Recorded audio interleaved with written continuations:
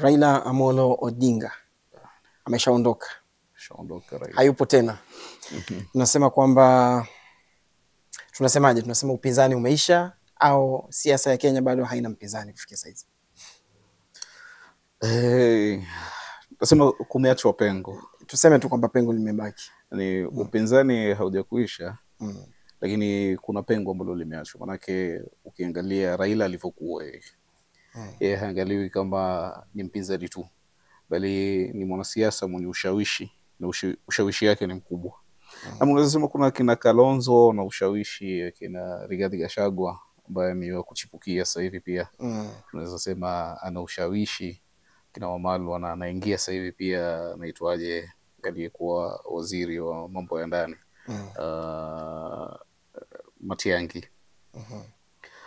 Wao wanainukia kama upinzani. Lakini kama wanasiasa ambao wana ushawishi, kuna pengo. Hamna mwanasiasa mfano wa Raila. Ukizungumzia hapo kwenye ushawishi, kuna swali linanijia ambalo nafikiri wengi pia wanajiuliza. Swali hilo. Nao ni kwamba ukiangalia vizuri mpaka kufikia sasa toka alipofariki bwana Raila Odinga.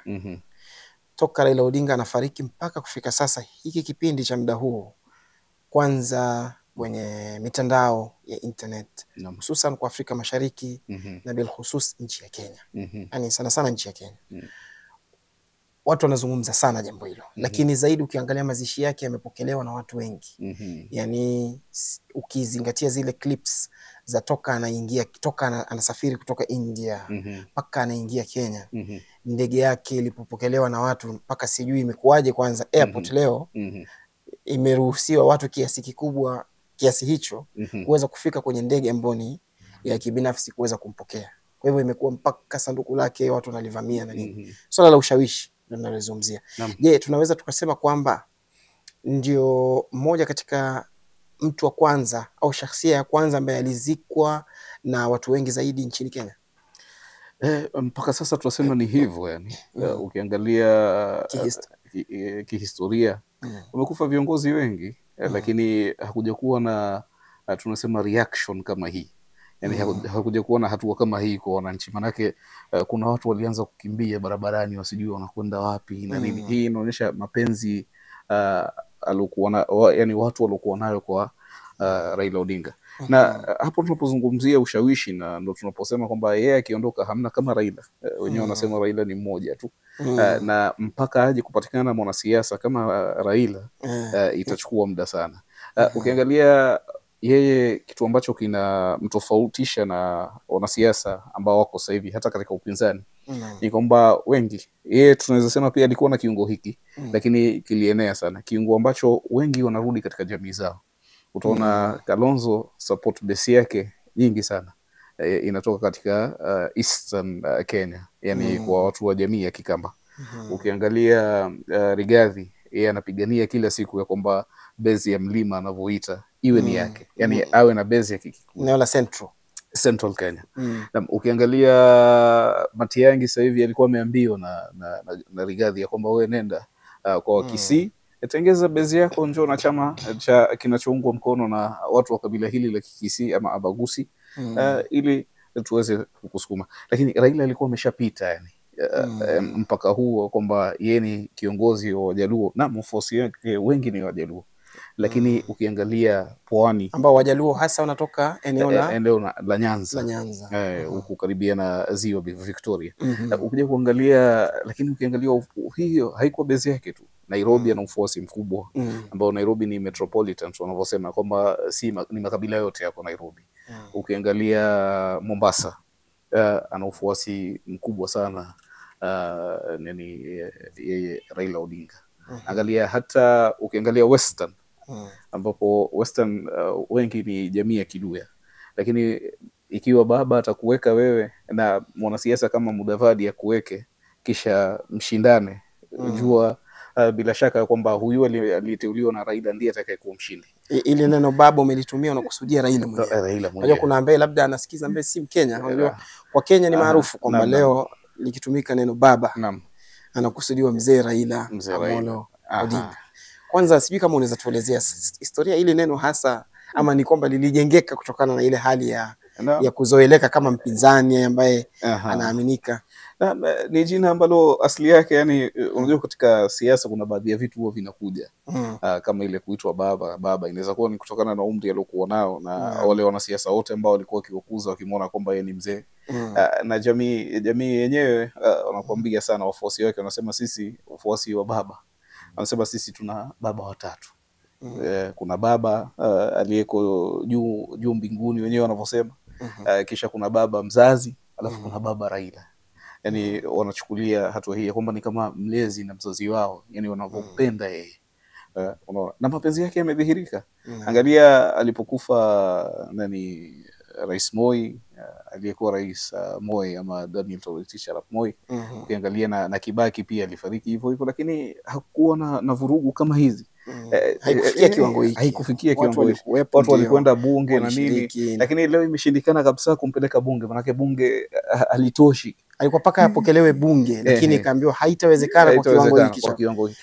Ndio kama nilivyokuambia airport ilishindikana, yani airport ambayo tunaona security ilivyokuwa, ina security kubwa, gate zaidi ya 3 ndio upite, lakini watu wamejaa paka kwenye ndege. Imefika sehemu hawezi kuzuilika tena. Hawezi kuzuilika. Kwa hivyo kweli kuzuia inamaanisha utawaua watu. Kweli naona inaweka hiyo inaonyesha kweli jina la baba linamstahiki kwa kiwango hiko cha mapenzi aliyokuwa nayo. Lakini mimi ningependa kujua kitu kimoja, Bwana Suleiman. Ushawishi huu aliokuwa nao Raila. Ushawishi aliokuwa nao Raila Amolo Odinga, ambao si Kenya peke yake. Taban Kenya ndio sehemu zaidi ambao amekuwa na ushawishi. Lakini akiwa Afrika nafikiri ametoka kupigania juzi kiti cha AU, mwenyekiti wa AU, japo hakufanikiwa. Lakini amefahamika sana na viongozi wa Afrika Mashariki kama moja ya viongozi bora. Bali wengi wanamtambua kama kiongozi wa upinzani au the leader of opposition. Nafikiri ushawishi wake hasa ulijengeka na kitu gani? Ni kwa sababu alikuwa, yani haya mapenzi ya watu, ni kwa sababu alikuwa anasimama dhidi ya dhulma, au anasimama dhidi ya serikali yote ambayo inafanya mambo yasiyoeleweka? Chanzo ni nini hasa mpaka kufikia mapenzi kiasi hichi? Mapenzi yamejengeka kwa vitu vingi. Kwanza tunaweza sema kwa sacrifice alioifanya, yani kule kujitolea. Manake Raila amefungwa ni miaka mingi sana. Mpaka yeye alipokuwa gerezani kipindi kile, mamake alifariki akiwa gerezani. Walikuwa wamefungwa yeye na mzee wake. Hiyo ni baada ya jaribio la kumpindua aliyekuwa Rais Daniel Toroitich Arap Moi mwaka wa 1982. Sasa miongoni mwa watu ambao walikuwa wameshukiwa na nani ilikuwa ni Raila na babake. Ya kwamba wao ndo walikuwa wakiwashawishi watu ili wampindue Moi. Kwa hivyo yeye alikuwa ametiwa ndani. Na ukiangalia katika muda huu mamake alikuja akafariki akiwa ndani. Oburu Odinga alituma barua kuomba serikali ya kwamba huyu Raila ikiwezekana aje amzike mamake alafu arudi zake ndani. Kipindi hicho Oburu Odinga hapa ni ndugu yake mkubwa. Sasa anasema si kwamba barua tu haikufika, maana ilikuwa ni telegram za mazili, anasema yeye mwenyewe Raila akisimulia. Anasema si kwamba tu ni barua haikufika, maana barua alipewa baada ya miezi 2. Serikali haikuruhusu aje afanye nini, amzike mamake. Kwa hivyo ukiangalia ni vitu vingi, na yeye amefungwa mara nyingi, amepigwa mpaka alikuwa macho yake hawezi kuona sehemu ambayo ina mwangaza, ilikuwa machozi yanamtoka na nini. Kwa hivyo ni jamaa ambaye amepitia anayo historia ya kupitia dhulma. Kwa hivyo siku zote mtu ambaye utamuona kwamba huyu ni kiongozi wangu ni yule ambaye unaona huyu ameteseka kama mimi ninavyoteseka.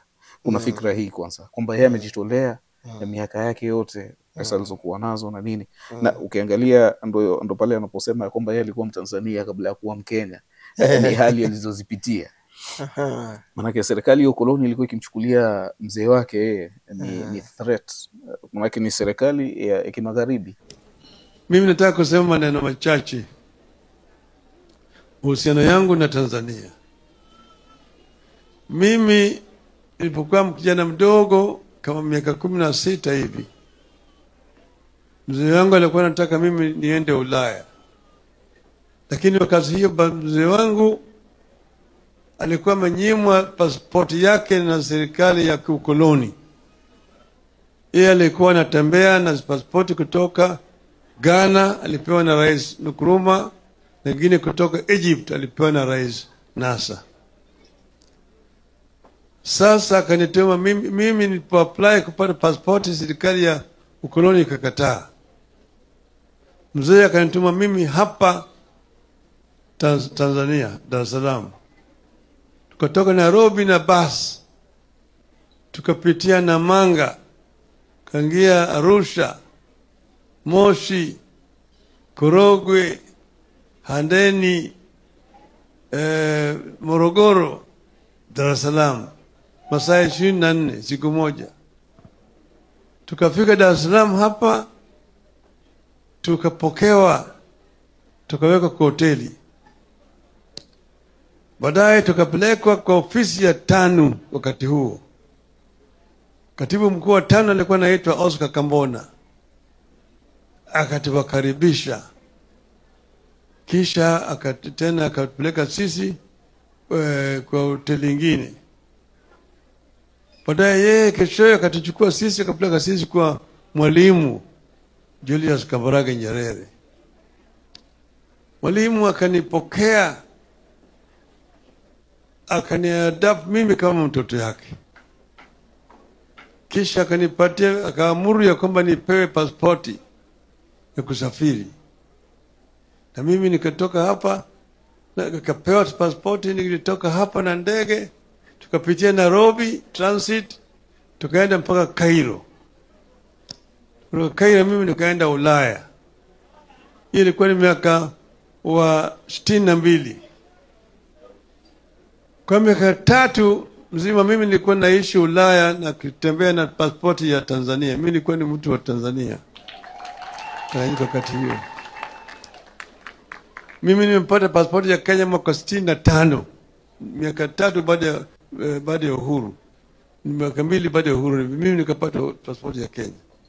Kwa hiyo mimi nilikuwa Mtanzania na bado mimi niko Mtanzania.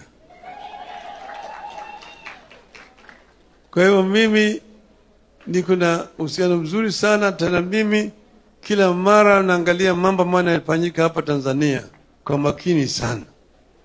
Kenya na Tanzania ni majirani, na ujirani tunataka tudumishe amani na mapendo kati ya Kenya na Tanzania. Kwa sababu mimi nimefika hapa siku ya leo kama rafiki ya Tanzania na rafiki ya Jokodemba. Na ukiangalia ni kwa nini ilifikia sehemu wakoloni wakamnyima pasipoti Raila? Ni kwa kuwa babake alikuwa ameegemea sana mashariki. Wanaita ni Eastern. Dunia imegawanyika Western Bloc ambao ni Marekani, Uingereza na hao kuna Western types of thought, na governments zao kuja kuangalia serikali zao ni liberal na pia ni watu ambao ni watu wa capitalism. Yani watu wa ujasiriamali. Ako wapi Sheikh? Nami huyo. Capitalism. Kuja kuangalia babake alikuwa ameegemea katika fikra za mashariki na alikuwa ni mfuasi wa ukomunisti au ujamaa. Siasa ambazo zinatumika hata Tanzania sasa hivi serikali yao ni ya ujamaa, lakini Kenya ni ya ubepari wanavyosema.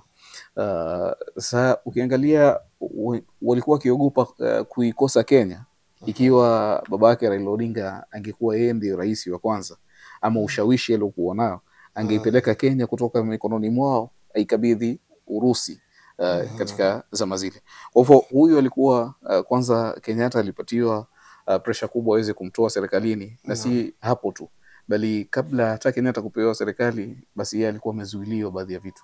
Anasema mzee wake alikuwa akitumia pasipoti ya Egypt, ya Misri na ya Ghana, na yeye kwa kuwa alienda akanyimwa, ikabidi mzee wake kwa kuwa alikuwa akisikizana na aliyekuwa baba wa taifa la Tanzania mzee Nyerere, wakaorganize akapewa pasipoti. Kwa hivyo pasipoti yake ya kwanza yeye anaposema alikuwa ni Mtanzania kabla ya kuwa ni Mkenya. Na hapo unaona jinsi gani wale wazee wetu katika zama zile walikuwa wakipendana. Na ndio maana nchi hizi mbili imekuwa ni vigumu sana kutenganisha yani. Ni mashemeji, wana vita lakini wana kila kitu, lakini bado wanabakia Kenya na Tanzania. Nafikiri hiyo ndo system ambayo Raila alikuwa akitumia, kwa sababu mpaka sasa hivi anazungumziwa kama kiongozi wa upinzani. Naam. kiongozi yani the leader of opposition, yani yeye ndo mkubwa ambaye anapinga, anasimama kinyume na serikali. Lakini ukiangalia vizuri katika serikali zote ambazo yeye amesimama, zote ambazo yeye amesimama kama mpinzani, amerudi baadaye kuwa ni rafiki wa yule rais aliyekuwa katika nani. Kwa mfano mzuri tu wakati wa Uhuru, kwa mfano kwanza wakati wa Moi, tuanze hata kuanzia wakati wa Moi tabani. Yaani ukirudi kuanzia wakati wa Moi amesimama, amepinga na watu wakamfuata, tena halaiki ya watu. Yaani mpaka kuna wakati inafika wafuasi wake wanahisi kama wako betray. Kwa sababu wanaona vipi tena? Juzi tulikuwa tena leo mnapeana mikono, mnakaa pamoja kwenye ofisi, mpaka kufika kiwango amekuja kupewa prime minister, waziri mkuu, amepewa cheo cha kuwa waziri mkuu Kenya wakati zama za Kibaki. Ndio hiyo vitu kama hiyo amekuwa ndo sijui labda ni mbinu gani anaitumia kusema kweli. Unakuaje wewe ni mpinzani lakini unakuja kuwa rafiki wa ambaye ama ndio ile wanasema there's no permanent enemy in politics, na permanent friends. Ndio maana pia yule mwandishi akatumia neno hili ambalo limeelezwa sana kwamba Raila ni enigma. Yani ni a mysterious figure. Watu wengi hawajaketi wakaweza kumuelewa baba msimamo wake hasa ni upi. Lakini ukiangalia siasa mara nyingine inakuwa ni hivyo. Mara nyingine unaona mimi napigana mpaka mwisho, lakini kuna baadhi ya watu wanaumia, ambapo mimi kuna maslahi mawili matatu naweza nikachukua upande huu nikawaletea watu wangu. Sasa nafikiria alikuwa inafika sehemu wanaona jamaa mimi ndio na viongozi ndivyo walivyo. Ukiangalia kipindi ambacho Moi alikuwa dhidi ya Raila, kuanzia hata kwa Kenyatta alipokuwa dhidi ya babake Raila, Kisumu ama maeneo ya Nyanza yote alikuwa kinyimwa miradi ya serikali, ilikuwa haifikishwi kabisa. Kwa hivyo unakuwa wewe ndio unakuwa ni kizuizi cha miradi ya serikali kufanyaje kufikisha upande wako. Kwa hivyo unapambana inafika muda unaona ili watu wangu wakafaidike na niende nikafanya hivi. Lakini hii ndoto imekuja kwa nini vijana wengi wa Gen Z pamoja na kwamba wengi wanampenda Raila. Hata ukiona maandamano kuna yule binti ambaye alisema baba sasa hivi wewe pumzika, sisi tunakwenda kukuwakilisha. Tutachukua nafasi hiyo. Nafasi yako. Kwa sababu unaona mbona mzee amebadilika ghafla, amekwenda anafanyaje? Amefanya Suluhu na Ruto. Nafikiri kuna neno umelitaja nimezua tena hili swali la mwisho ambalo nafikiri tutamalizia mazungumzo yetu kuhusiana na nafasi aliyoiacha Raila. Ameondoka mzee huyo, the enigma, the leader of opposition, kila aina ya cheo tutakachomtaja nacho. Leo hii ameondoka. Kenya ipo kama ilivyo, serikali ipo kama ilivyo. Na mambo yanaendelea ya kiserikali na kisiasa. Ni nani ambaye anaweza akavaa viatu vyake? Ni nani ambaye kwamba anaweza akaziba pengo ambalo ameliacha nani? Ameliacha Raila Odinga. Yupo ashachaguliwa, na kama ashachaguliwa kwa nini, ama kama anapendekezwa, inawezekana bado hajachaguliwa. Lakini kulingana na mazungumzo ya watu, kuna watu kadhaa ambao unahisi wamependekezwa ama watapendekezwa kuchukua sehemu hili. Ikina nani? Hapa narudi katika maktaba ambayo wengi wanafikiria, wanauliza je, kiongozi huteuliwa au huchipuka? Manake Raila si kiongozi wa kuteuliwa. Yani Raila paka kufikia kuwa Raila hakuchaguliwa na mtu alimchagua akasema huyu ndo kiongozi na mchukueni naye atakuwa ni yani ni kiongozi amepitia vitu vingi mpaka akaja kutengezeka. Yani Raila ashapitia mbivu na mbichi. Sasa kumteua mtu aje achukue nafasi ya Raila kama Raila, itakuwa kwanza ni jambo ambalo haliwezekani. Haiwezi akateuliwa mtu akasema huyu sasa ndo amechukua nafasi ya Raila. Maana kwanza nafasi ya Raila sifikiri kama kuna mtu ambaye anaweza kuchukua kwa wepesi. Kwanza mimi katika itikadi naamini kwamba kuna watu hawezi kukariri mara mbili. Na mtu unaweza kupata kiongozi akawa mzuri lakini wa aina yake na akawa na ushawishi kama ushawishi wa Raila wakafanana katika baadhi ya vitu. Lakini si kwa wepesi. Ni mtu hasa katika zama hizi ambazo kuna interneti, vijana wana uhuru na vitu kama hivi. Kila mtu anataka aelewe hiyo fikra yako, unasemaje, au useme vipi na nini. Lakini mwisho lazima kutapatikana mtu ambaye atachipuka. Huenda yani Raila alikuwa hapo. Kwa hivyo hata akichaguliwa huyu atakayechaguliwa ima ni katika wanachama wenzake wale waliokuwa katika chama chake. Nafikiri kuna mapendekezo mengi yametoka, yale majina kadhaa ambayo yapo kwenye list ambao watu wanahisi wanaweza wakasimama kama kwa sababu ndio kiongozi wa ODM ambao ndio chama kikuu cha upinzani. Kuna wale ambao wamependekeza mfano huyu kakake mkubwa Oburu Odinga. Lakini hana ushawishi mkubwa sana kwa siasa. Katika nani ya kisiasa sidhani yupo. Kuna muda Raila akiwepo yeye alikuwa sana haingili masuala haya. Lakini kuja kuangalia swala hili pia litokea kipindi ambacho babake Raila Oginga Odinga alipofariki. Na yeye pia alikuwa na ushawishi mkubwa sana. Wakaulizwa, je, kuna mtu ambaye anaweza kuchukua nafasi yake? Lakini kwa kuwa huyu alikuwa ashajua njia zake, ashateseka na yeye, nini na nini, ikawa ni rahisi kwake kupanda. Unaona, na watu wa Nyanza pia wakamkubali. Lakini kwa sasa pia kuna hilo swala. Je, watu wa Nyanza nafikiri hawana shida kama kumkubali Oburu Odinga na vitu kama hivyo. Lakini je, yeye atakuwa kama Raila? Inawezekana isiyo kama Raila. Kuna vijana ambao wanachipukiza pia ambao wapo katika wanasiasa. Babu Owino katika interview yake ya ni juzi asubuhi. Babu Owino. Anasema huyu ni baba, alafu kuna babu. Wengine wanasema baba ametoka, babu ataingia. Babu ameingia. Si ilikuwa babu ndo aanze kwanza. Angeanza babu alafu ndo akaja baba. Ni kinyume sasa.